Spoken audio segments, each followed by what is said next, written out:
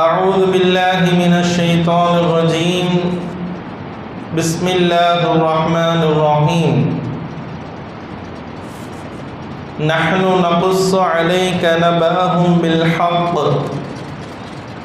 إنهم فتية آمنوا بربهم وزدناهم هدى صدق الله مولانا العظيم قال نبينا عليه الصلاة والسلام نعمتان مغبون فيهما كثير من الناس الصحة والفراغ صدق رسول الله صلى الله عليه وسلم رب اشرح لي صدري ويسر لي أمري واحلل عقدة من لساني يفقهوا قولي سبحانك لا علم لنا إلا ما علمتنا إنك أنت العليم الحكيم. புகழனைத்தும் அல்லாஹ் ஒருவனுக்கே உரித்தாகட்டுமாக. ஸலாத்தும் சலாமும் ஈருலக தலைவர் முஹம்மது முஸ்தபா ரசூலுல்லாஹி ஸல்லல்லாஹு அலைஹி வஸல்லம் அன்னவர்களின் மீதும் அன்னவர்களின் வழிமுறையை பின்பற்றி வாழ்ந்த உத்தம சத்திய சஹாபாக்கள், தாபியீன்கள், தாபியீன்கள், நல்லோர்கள், நாதாக்கள், சிறப்பு வாய்ந்த ஜும்ஆவினுடைய தினத்தில் அல்லாஹ்வினுடைய இல்லத்தில் ஒன்று கூடியிருக்கின்ற வர இருக்கின்ற அத்தனை நபர்களின் மீதும் அல்லாஹ்வின் அன்பும் அருளும் என்றென்றும் நின்று நிலவட்டுமாக. ஆமீன். கண்ணியத்திற்கும் மிகுந்த மதிப்பிற்கும் உரித்தான அல்லாஹ்வின் மேலான நல்லடியார்களே, பல்வேறு கால மாற்றங்களில் கோடை காலத்தில் நாம் எல்லாம் எட்டியிருக்கின்றோம். ஒரு பக்கம் கடுமையான வெயிலுடைய சூழல், இன்னொரு பக்கம் பிள்ளைகளுக்கெல்லாம் பள்ளிகளுடைய விடுமுறையினுடைய ஒரு தினம். இன்ஷா அல்லாஹ் அந்த ரெண்டையும் மையப்படுத்தி ஒரு சில விஷயங்களை இந்த ஜும்ஆவிலே நாம் சிந்திக்க கடமைப்பட்டிருக்கிறோம். கடுமையான வெயில், காலையில் எழுந்து இரவு படுக்கின்ற வரை அதனுடைய சூடும் தாக்கங்களையும் நாம் ஒரு சில தினங்களாக அதிகமாக அனுபவித்து கொண்டிருக்கிறோம். ஒவ்வொருத்தரையும் நம்முடைய சிந்தனைக்கு நாம் முன்வைக்கின்ற விஷயங்கள் தான் இந்த கோடையை தணிப்பதற்காக வேண்டி பல வழிகளை நாம் கையாளுகிறோம். சுற்றுலாக்களுக்கு செல்லுகிறோம். இந்த ஓர்-இரண்டு மாதங்கள் எங்கேயாவது நீர்நிலைகள், ஆறுகள், கிணறுகளிலே போய் குளித்து நம்மை கொஞ்சம் ஆசுவாசப்படுத்திக் கொள்கிறோம். அதற்கு தகுந்தால் போல் உண்டான பழங்களை வாங்கி அருந்துகிறோம். ஏசிகளிலே அமர்ந்து கொள்கிறோம். இதெல்லாம் இந்த ஒரு 2 மாதங்கள் நாம் எதிர்கொள்ளுகின்ற இந்த சூழலில் உலகத்தில் அதற்கான மாற்று ஏற்பாடுகளை நாம் என்ன செய்கின்றோம்? சந்தித்து கொள்கின்றோம். இந்த சூட்டிற்கு, இந்த சூடு, இந்த வெப்பம், இதையெல்லாம் பற்றி பெருமானார் ஸல்லல்லாஹு அலைஹி வஸல்லம் அவர்கள் சொல்லும் பொழுது சொல்லுவார்கள், இது ஒரு விதமாக நரகத்தினுடைய மூச்சு காற்று. ஒரு கணம் இந்த வெப்பங்களும் இந்த வெப்பநிலையும் நாம் எதிர்கொள்கின்ற சூடுகளும் அதனால் நாம் எதிர்கொள்ளுகின்ற பல்வேறு விதமான சிரமங்களும் ஒரு ஆழமான சிந்தனையை நமக்கு முன்வைக்கிறது. ஒன்று, வருடம் முழுக்க இப்படியே அல்லாஹ் ஆக்கியிருந்தால் நம்முடைய நிலைமை என்ன ஆகியிருக்கும் என்று சிந்திக்க கடமைப்பட்டிருக்கிறோம். ஒன்று. இன்னொன்று, இந்த வெப்பத்தினுடைய தாக்கத்தை நம்மால் தாங்கிக் கொள்ள முடியவில்லை. இந்த வெப்பத்தை குறித்து நாம் பல விஷயங்களை பேசுகிறோம். ஆனால் இது நரகத்தினுடைய ஒரு மூச்சு காற்றினுடைய வெப்பம்தான். ஆனால் உண்மையான நரகம், அதனுடைய வெப்பம் எப்படி இருக்கும்? அதுவும் ஒரு முஃமினுடைய சிந்தனைக்கு இந்த காலங்களில் நாம் எதிர்கொள்ள வேண்டும்.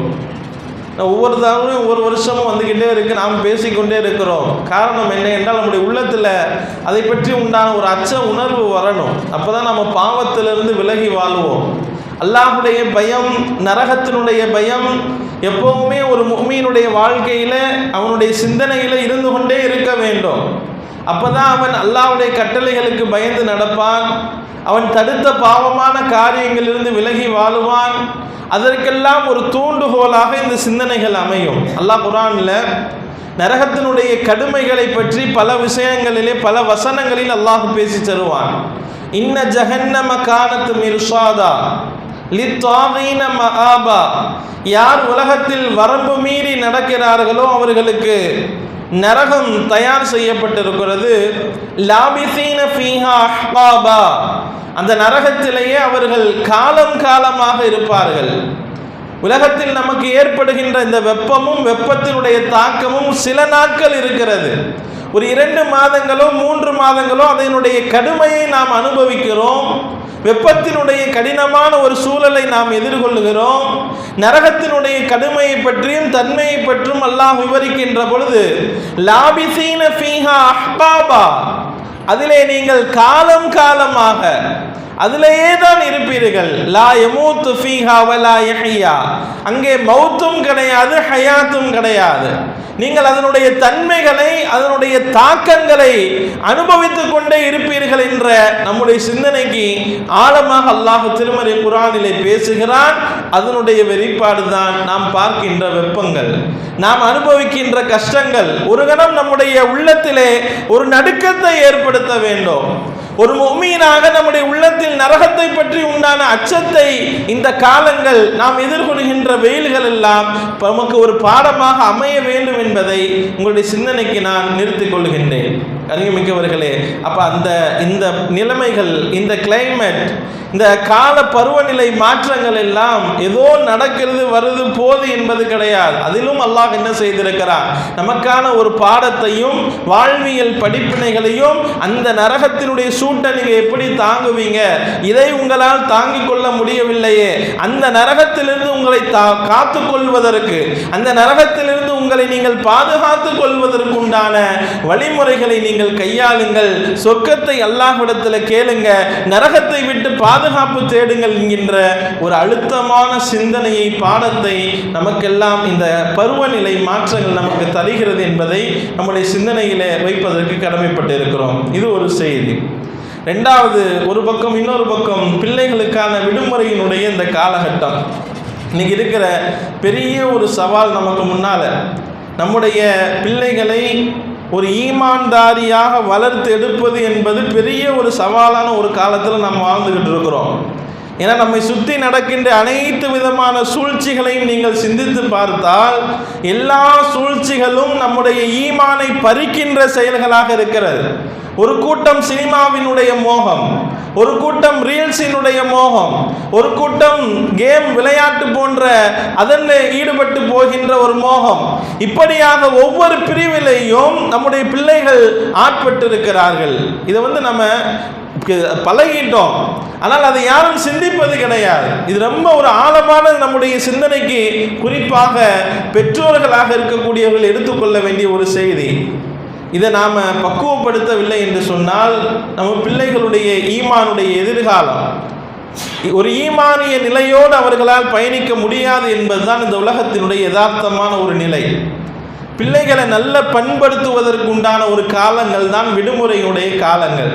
பெற்றோர்கள் பிள்ளைகளிடத்தில் பேசுவதற்கு, பிள்ளைகளிடத்தில் அல்லாஹ்வுடைய சிந்தனையை விதைப்பதற்கு உண்டான பருவ காலங்கள் தான் இந்த விடுமுறையுடைய காலம். மற்ற காலங்கள் ஸ்கூலுக்கு போவாங்க வருவாங்க, அதிலேயே அவனுடைய கால நேரங்கள் ஓடிவிடும்.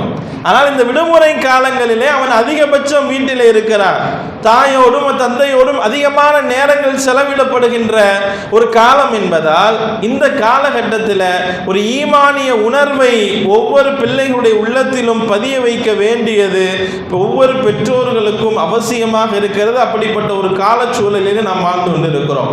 முதல்ல பிள்ளைகளுக்கு ஒரு அவசியமான ஒரு செய்தியை நாம் இன்னைக்கு பதிவு செய்ய வேண்டும். என்றைக்குமே நீங்கள் மறந்துவிடக்கூடாது, நம்முடைய முஃமினாக இருக்கக்கூடிய நமக்கு முன்மாதிரியான ஒரே தலைவர் முஹம்மது ரசூலுல்லாஹ் ஸல்லல்லாஹு அலைஹி வஸல்லம் அவர்கள் மட்டும்தான். உலகத்தில் எவ்வளவு தலைவர்கள் இருந்தாலும் நம்முடைய ஒரே தலைவர் முன்மாதிரியான ஒரு தலைவர் என்று நீங்கள் ஆக்க வேண்டும் என்று சொன்னால் முஹம்மது ரசூலுல்லாஹி ஸல்லல்லாஹு அலைஹி வஸல்லம் அவர்களைத்தான் நீங்கள் பரிபூர்ண ஒரு ரோல் மாடலாக உங்களுடைய வாழ்க்கையிலே பற்றி பிடிக்க வேண்டும் என்கின்ற சிந்தனை பிள்ளைகளுடைய உள்ளத்தில் பதிய வைக்க வேண்டும். இது பெற்றோர்களுக்கும் கடமை இருக்கிறது. நிறைய பேர் பேசுறதே கிடையாது. லுக்மான் அலைஹிஸ்ஸலாமுடைய வரலாறு அல்லாஹ் பதிவு செய்கிறான் அல்லவா, நம்ம ஒவ்வொரு தடவையும் சொல்லியிருக்கிறோம். என்னென்ன உபதேசம் செஞ்சாங்க அப்படிங்கிறத சொல்லியிருப்போம். அந்த குர்ஆனில் அதை அல்லாஹ் வைத்து நமக்கு சிந்தனை தருகிறான். அதில் என்ன செய்தி இருக்கிறது? ஒரு தந்தை தன்னுடைய மகனுக்கு உபதேசம் செய்கிறார்கள். இன்னைக்கு உபதேசம் செய்தல் அப்படிங்கிறதும் குறைஞ்சிருச்சு. பிள்ளைகளிடத்தில் அதை கேட்குற மனோபக்குவத்திலும் அவர்கள் கிடையாது. அதுக்காக அப்படியே விட்டுற போகிறதும் இல்லை, அவரிடத்தில் சொல்ல வேண்டும். பிள்ளைகள் இன்னைக்கு நம்ம சொல்கிறத கேட்குற மனோபக்குவத்தில் கிடையாது அவர்கள். அதுதான் உண்மையும் கூட. ஏதாவது ஒரு விஷயம் பேச ஆரம்பித்தா ஒன்று எந்திரிச்சு போயிடுவான், வெளியே போயிடுவான், இல்லாட்டி சிரிச்சிருவான். ஏதாவது ஒரு இதை நல்ல விஷயத்தை பேச ஆரம்பித்தா அவன் நம்முடைய சிந்தனைகளை மாற்றிவிட்டு போகிற ஒரு சூழ்நிலையில் தான் எந்த அறிவுரைகளையும் எடுத்துக்கொள்ளாத ஒரு மனோநிலையில் பிள்ளைகள் இன்னைக்கு உள்ள காலத்தில் வளர்ந்து கொண்டிருக்கிறது என்பதே ஒரு வருத்தமான ஒரு செய்தி தான். அதுக்காக அப்படியே விட்டுறவும் கூடாது. அதுதான் நம்ம இன்னைக்கு ஈமானிய உணர்வோடு அந்த பிள்ளைகளை வளர்க்கணும். ஈமானுடைய உணர்வோடு நீங்கள் வளர்க்கவில்லை என்று சொன்னால் இங்கே நடக்கின்ற நம்ம சுற்றி நடக்கின்ற அத்தனை விதமான செயல்களும் சூழ்ச்சிகளும் நம்முடைய ஈமானை பறிக்கின்ற செயல்களாகத்தான் இருந்து கொண்டிருக்கிறது என்பதை நம்முடைய சிந்தனைகளை வைப்பதற்கு நாம் என்ன செய்திருக்கிறோம்? கடமைப்பட்டிருக்கிறோம். அருமையானவர்களை, சூரத்துல் கஹ்ஃபிலே அல்லாஹ் அந்த ஈமான்தாரியான வாலிபர்களுடைய வரலாற்றை நிலைநிறுத்துகிறான் அல்லவா. குகைவாசிகள் எதனால் அவர்கள் பேசப்படுகிறார்கள்? அவரிடத்தில் இருந்த அந்த ஈமானிய வலிமை. ஒரு ஊரிலே ஒரு கிராமம், அந்த கிராமத்திலே ஓரிரை கொள்கையை யாரும் ஏற்றுக்கொள்ளக்கூடாது என்று அதற்கு எதிரான ஒரு கொள்கையை, இறை வைப்பை மக்களுக்கு மத்தியிலே பரப்பப்படுகிறது. அந்த கிராமத்திலிருந்து ஒரு சில வாலிபர்கள், அல்லாஹ் அந்த வரலாற்றை சொல்லும் பொழுது சொல்லுவான், நஹ்னு நகுஸ்ஸு அலைக நபஅஹும் பில் ஹக், உண்மையான ஒரு வரலாற்று நிகழ்வை உனக்கு நாங்கள் சொல்லி காட்டுகிறோம், உங்களுக்கு நாங்கள் போதித்து காட்டுகிறோம். இன்னஹும் ஃபித்யத்துன், யாருடைய வரலாறு? சில வாலிபர்களுடைய வரலாறு என்று அல்லாஹ் அதை ஆரம்பிப்பான். வாலிபர்களுடைய வரலாறு. வாலிபம் என்பது குறிப்பாக 10 வயசுலேருந்து 21 வயது வரை இருக்கின்ற அந்த பருவம் என்பது தீனுக்கு ரொம்ப முக்கியமான ஒரு பருவம். நபிமார்களுடைய வரலாற்றில் எல்லாம் அந்த நபிமார்களுக்கு நபி பட்டம் வழங்கப்பட்ட நிறைய நபிமார்களுக்கு உண்டான அந்த நபியினுடைய வழங்கப்பட்டதே அந்த வாலிபத்தில் வருவது. இப்ராஹிம் அலைஹிஸ்ஸலாம் அவர்களை பேசும்பொழுது, மூசா அலைஹிஸ்ஸலாம் அவர்களை பேசும்போது அல்லாஹ் குர்ஆனிலே ஃபித்யா என்று தான் சொல்லுவான். அதாவது அவர்கள் ஒரு வாலிபர், வாலிப வயதிலே அவர்கள் இருந்திருக்கிறார்கள் என்ற செய்தியை தான் அல்லாஹ் பதிவு செய்வான். அந்த வாலிபம் நல்லதாக ஆகுவது, நன்மையான விலையிலே பயணிப்பது என்பது இன்றைக்கு ஒரு சவாலான ஒரு காரியம். அந்த வாலிபர்கள் ஈமானிய நிலையோடு பயணித்தார்கள். எப்படி? அந்த ஊரில் இணை வைப்புக்கு எல்லாத்தையும் அழைத்த பொழுது இவர்கள் மட்டும் அந்த ஊரில் அதற்கு இணங்கவில்லை, இவர்கள் மட்டும் ஒதுங்கி கொண்டார்கள். அந்த வாலிபர்கள் எல்லாம் பெரிய பெரிய குடும்பத்தினுடைய பிள்ளைகள். அவர்கள் நினைத்திருந்தால் எதையும் சாதித்திருக்கலாம், பணத்தை வைத்து, பொருளாதாரத்தை வைத்து. ஆனால் அவரிடத்தில் இருந்த ஒரே ஈமான், அந்த ஈமானின் வெளிப்பாடாக அந்த ஊரிலிருந்து ஒதுங்கினார்கள், குகையிலே போய் தஞ்சம் புகின்றார்கள். அல்லாஹ்விடத்தில் கேட்டார்கள் அல்லவா. அல்லாஹ் குர்ஆனில் சொல்லி காட்டுவான் அதை வசனத்தை, ரப்பனா யா அல்லாஹ், எங்களுக்கு ஆத்தினா மில்லதுன்க ரஹ்மா, உன்னுடைய புறத்திலிருந்து ரஹ்மத்தை எங்களுக்கு கொடு, உன்னுடைய புறத்திலிருந்து எங்களுக்கு ஹிதாயத்தை கொடு, நேரான பாதையை எங்களுக்கு காட்டி என்ற செய்தியை அவர்கள் அல்லாஹ்விடத்தில் என்ன செய்கிறாங்க? கேட்கிறாங்க, ஆழமாக கேட்கிறார்கள். அல்லாஹ் உதவி செய்வான். அவர்களுடைய அந்த வாலிப பருவத்தில் இருந்த அந்த ஈமானிய வெளிப்பாடாக அல்லாஹ் என்ன செய்தான்? அவர்களுக்கு ஒரு நீண்ட நெறிய உதவி செய்தான். அவர்கள் குகையில் போய் இருந்தாங்க. 300 ஆண்டுகள் அல்லாஹ் தூங்க வைத்தான். 300 ஆண்டுகள் அந்த குர்ஆன்ல அதை அப்படியே வர்ணித்து அல்லாஹ் சொல்லுவான், சூரியன் அவர்கள் மீது படாதவாது அவர்களை திருப்பி கொண்டிருந்தோம். அவர்களுடைய ஒரே நிலையில் படுக்கை இல்லை. ஒரே நிலையில் ரொம்ப நேரம் படுத்திருந்தா முதுகுல புண்ணு வந்துடும், காயம் ஏற்படும் அல்லவா? அதை விட்டும் அவர்களை பாதுகாத்து வலப்புறமும் இடப்புறமும் அவர்களை நாங்கள் பிரட்டி கொண்டே இருந்தோம் என்று அல்லாஹ் அந்த சூரத்துல் கஹ்ஃபில தர்ஜுமாவை எடுத்து படித்து பாருங்கள். 15வது ஜுஸுவிலே சூரத்துல் கஹ்ஃப் குகைவாசிகளுடைய வரலாறு இதில் அழுத்தமாக பதிவு செய்யப்படுகின்ற பாடம். வாலிப வயதில் அவர்களிடத்தில் இருந்த அந்த ஈமானிய உணர்வு, பிள்ளைகளுக்கு அந்த ஈமானிய உணர்வு, நாம் அல்லாஹ்வை ஈமான் கொண்டவர்கள். உலகத்திலேயே ஆக பெரிய நியமத்து ஈமான் தான் தெரியுங்களா? அதை இலக்கின்ற இன்னைக்கு சர்வசாதாரணமாக நாம் செஞ்சுட்டு போயிடுறோம், யாருக்குமே தெரிவதில்லை. அல்லாஹ் குர்ஆன்ல அல்யௌம அக்மல்து லக்கும் தீனக்கும் வ அத்மம்து அலைக்கும் நியமத்தி என்று சொல்லுகிறார். நான் உலகத்தில் கொடுத்த எல்லா நியமத்தை விட மேலான நியமத் இந்த மார்க்கத்தை பரிபூரணப்படுத்தி இந்த தீனுல் இஸ்லாம் என்ற மார்க்கத்தை உங்களுக்கு வழங்கி இருக்கிறேன் அல்லவா? இந்த தீனுல் இஸ்லாம் தான் உலகத்திலேயே அனைத்து நியமத்துக்களை விட மிகப்பெரிய ஒரு நியமத் என்பதை அல்லாஹ் என்ன செய்வார்? திருமறையில சொல்லி தருவான் அல்லவா? அப்ப முதல்ல நாம அதை உணரணும். நாம திரும்ப அழுத்தமாக பதிவு செய்வதற்கு காரணம் என்னன்னா, பிள்ளைகள் இளைஞர்கள் உணர வைக்கணும். நாம உயர்ந்த மார்க்கத்தில் இருக்கிறோம், அதை முதல்ல உணரணும். நாம இருக்கிற வழிமுறை சாதாரண வழிமுறை கிடையாது, அல்லாஹ்வுடைய பாதை, ரசூல் ஸல்லல்லாஹு அலைஹி வஸல்லம் அவர்கள் காட்டி தந்த வழிமுறை. அந்த ஒரு உயர்ந்த ஒரு தீனுல் இஸ்லாம் என்ற போக்கிலே நாம் இருக்கிறோம் என்பதை பிள்ளைகள் வாலிபர்கள் என்ன செய்யணும்? உள்ளத்தில் ஆழமாக பதிய வைக்க வேண்டிய ஒரு சூழலில் இருந்து கொண்டிருக்கிறோம். அருமையானவர்களே, பெருமானார் ஸல்லல்லாஹு அலைஹி வஸல்லம் அவர்களும் சின்ன பிள்ளைங்களுடைய உபதேசங்கள், அந்த சிறிய வயது சஹாபாக்களுக்கு செய்த உபதேசங்கள் நீங்கள்லாம் எடுத்து பார்த்தா எல்லாத்தையும் அல்லாஹ்வோடு இணைத்து அவங்களுடைய உள்ளத்தில் பதிய வச்சாங்க. இன்னைக்கு பெற்றோர்களுக்கும் அது மதரசாவுக்கு அனுப்புகிறோம், போகிறாங்க, பிள்ளைங்க ஓதுறாங்க, அதோடு கிடையாது. நாம் ஒவ்வொரு நிலையிலும் அவங்கள்ட்ட பேசிக்கொண்டே இருக்க வேண்டும், சொல்லிக்கொண்டே இருக்க வேண்டும். அல்லாஹ்வை பற்றி நினைவு கூறணும். சின்ன பிள்ளைங்கள்லாம் லா இலாஹ இல்லல்லாஹ்னு ஓதி ஒரு காலத்தில் சின்ன பிள்ளைகளுடைய காதிலேயே குழந்தையாக இருக்கின்ற பொழுது ஓதி வந்த காலங்கள் போய் இன்னைக்கு குழந்தையை தூங்க வைப்பதற்கு கூட சினிமா பாட்டுகள் மாறிவிட்டது அல்லவா? அப்போ அங்கேயே நம்ம என்ன செய்கிறோம்? தவறிழைக்கின்றோம். பெற்றோர்களாக இருக்கக்கூடியவர்கள் அங்கேயே தவறிழைக்கிறோம். லா இலாஹ இல்லல்லாஹ் ஓதுறது, அல்லாஹ் அக்பர், தஸ்பீஹ் அதை ஓதி தான் நம்முடைய தாய்மார்கள் பாட்டிமார்கள் எல்லாம் பிள்ளைகளை அப்படி தான் நம்ம குடும்பத்தில் பார்த்துருக்கிறோம்.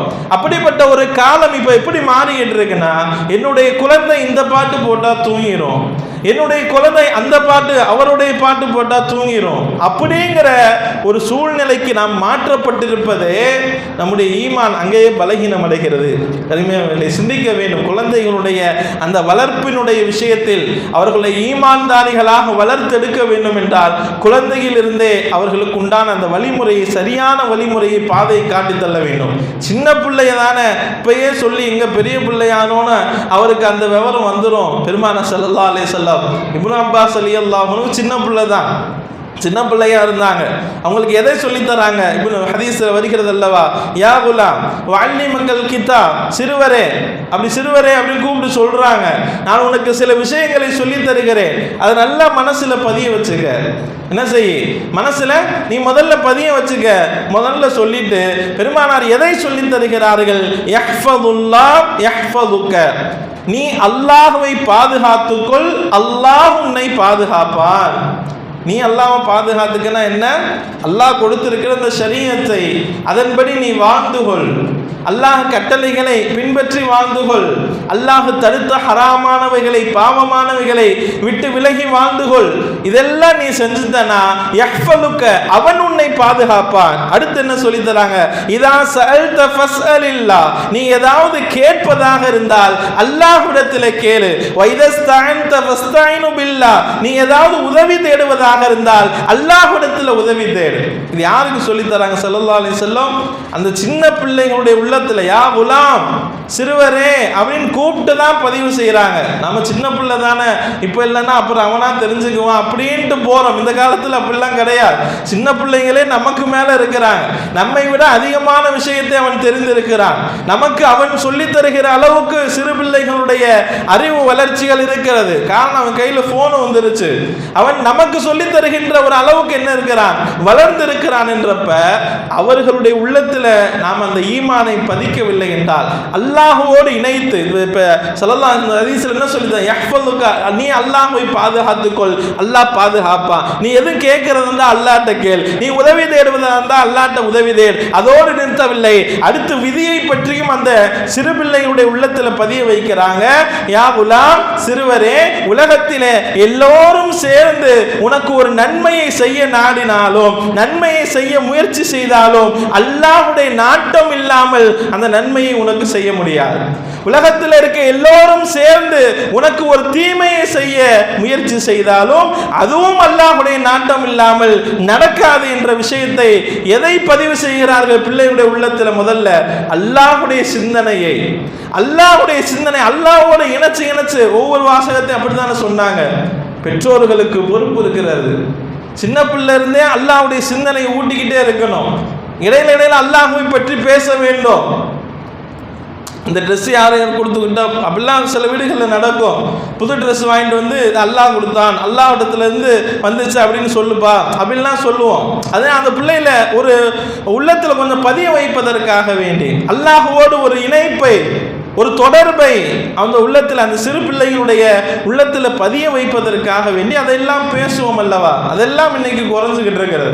கலிமாக்கள் குறைஞ்சு கொண்டு இருக்கிறது. குழந்தையா இருக்கிறப்ப, சின்ன பிள்ளையாக இருக்கிறப்ப வீட்டிலே ஓதி வந்த கலிமாக்கள், பாங்கு சத்தங்கள், குர்ஆனுடைய சத்தங்கள் எல்லாம் குறைந்து இன்னொரு பக்கம் சினிமாவினுடைய மோகத்தில் போய் அவன் சின்ன பிள்ளையிலிருந்து வளர்றப்பயே ஒரு சினிமாவினுடைய தனக்கு ஒரு முன் உதாரணமாக ஒருவரை வைத்துக்கொண்டு அவன் சிறு பிள்ளைகளே பேசி கொண்டிருக்கிற சூழல் என்பது ஒரு ஆபத்தான, ஒரு சிரமமான ஒரு மனோநிலைக்கு நம்மை ஆளாக்குகிறது.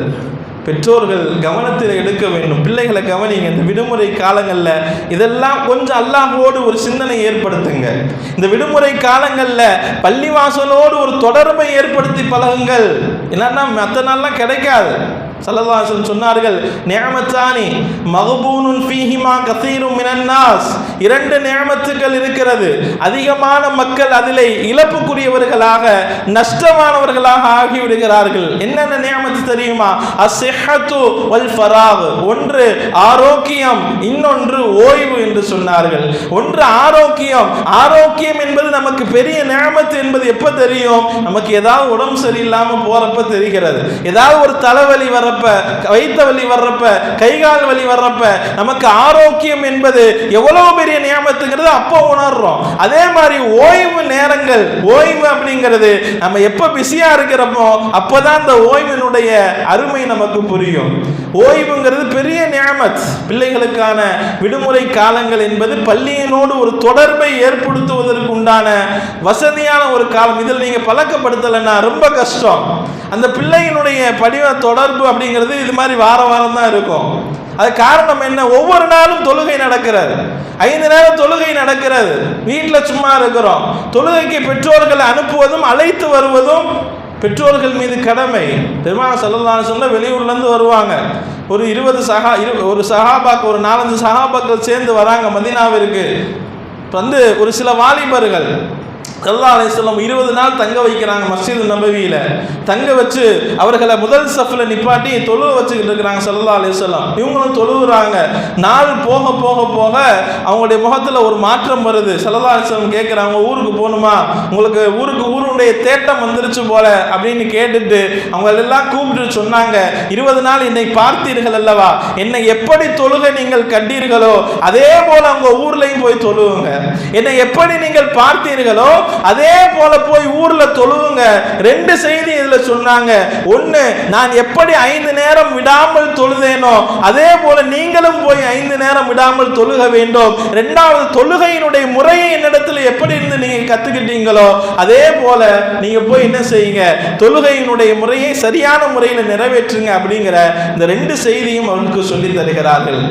தொழுகையை பழக்கப்படுத்துவதற்கு உண்டான விடுமுறை காலங்கள் இதுலையும் விட்டோம்னு வச்சுக்கோங்க முடியாது, ரொம்ப கஷ்டம்தான். இப்போயே நாம் பக்குவப்படுத்தி கண்டிக்கிற நேரத்தில் கண்டிக்கணும், செல்லம் கொடுக்குற நேரத்தில் கொஞ்சணும், பிள்ளைகள்கிட்ட விளையாடணும், கொஞ்சணும், மகிழ்ச்சியாக அதையுமே செய்யணும், இல்லைன்னு இல்லை. அதே சமயத்தில் கண்டிப்புன்னு வந்துருச்சா கண்டிக்க தானே செய்யணும்.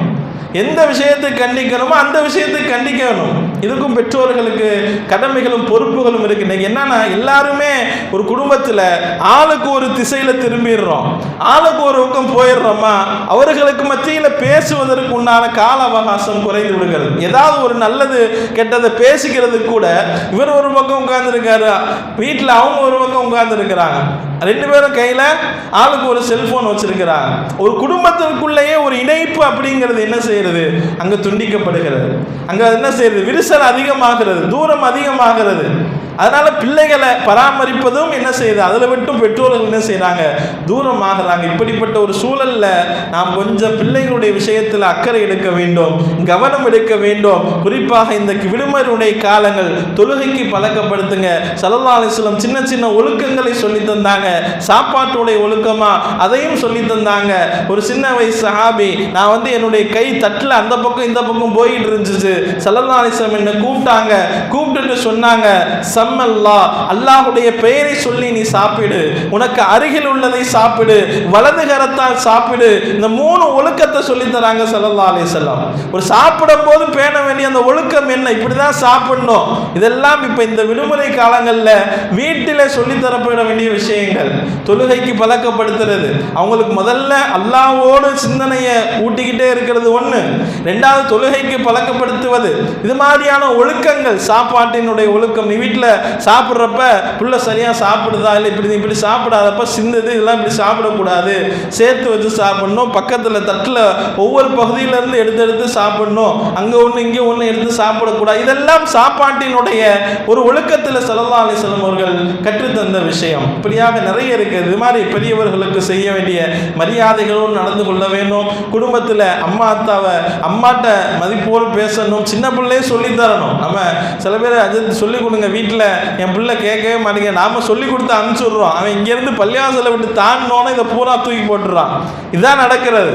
நம்ம சொல்லாமல் இல்லை, சொல்கிறோம், தொழுவ வாங்கன்னு சொல்லுவோம், சரி அது தின்னு போகிறான்னா அப்படியே போயிடுறாங்க. ஏமா இப்படிலாம் பேசுகிறீங்களா, தாய் தண்டிட்டு அம்மாட்ட எடுத்து பேசாதீங்க, அம்மா சொல்கிறத கேளுங்க அப்படின்னு சொன்னால் சரி அது தின்னு அங்கே வெளியே போகணும்னு தூக்கி போட்டு போயிடுறாங்க.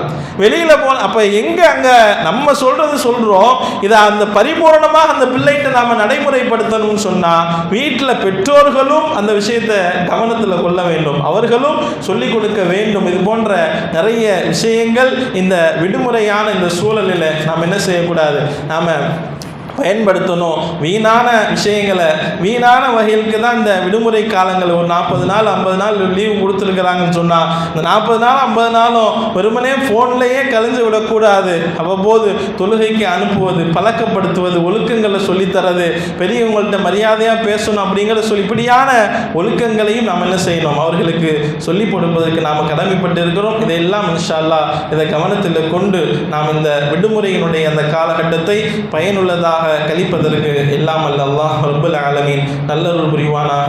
வாஹிரு தஅவானா அல்ஹம்துலில்லாஹி ரப்பில் ஆலமீன். எண்ணிமிக்கவர்களே, ஒரு பெண்மணி திருமண உதவிக்காக வேண்டி உதவி நாடி